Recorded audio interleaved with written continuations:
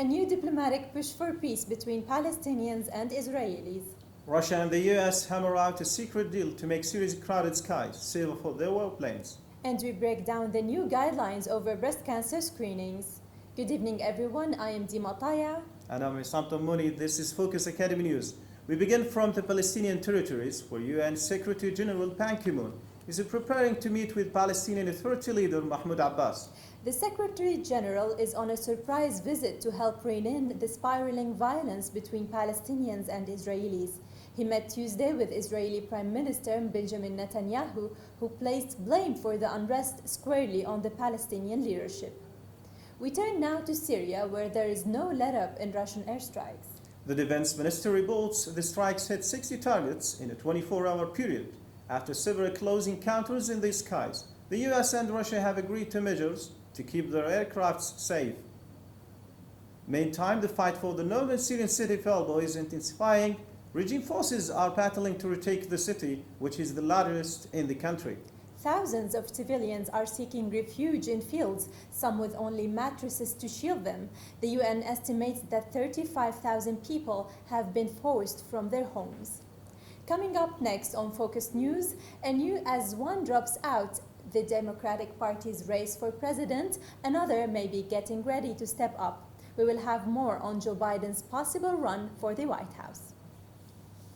It's time to discuss the race for the White House. Former Virginia Senator Jim Webb ended his bid for Democratic presidential nomination on Tuesday.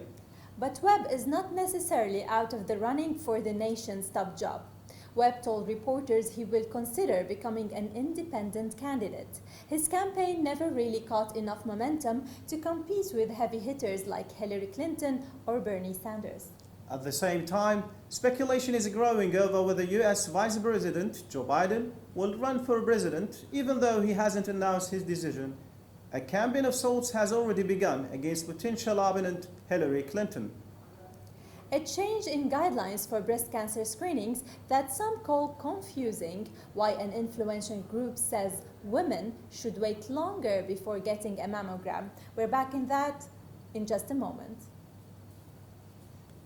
October is a Breast Cancer Awareness Month, and the American Cancer Society is unveiling new guidelines on breast cancer screenings. They now suggest women who are at average risk of breast cancer should start getting mammograms at age 45 instead of 40. Now that's because the risk of getting a false positive could lead to unnecessary procedures. That was our latest at Focus News. These were our headlines. A new diplomatic push for peace between Palestinians and Israelis. Russia and the US hammer out a secret deal to make Syria's crowded skies safer for their warplanes. And we broke down the new guidelines over breast cancer screenings.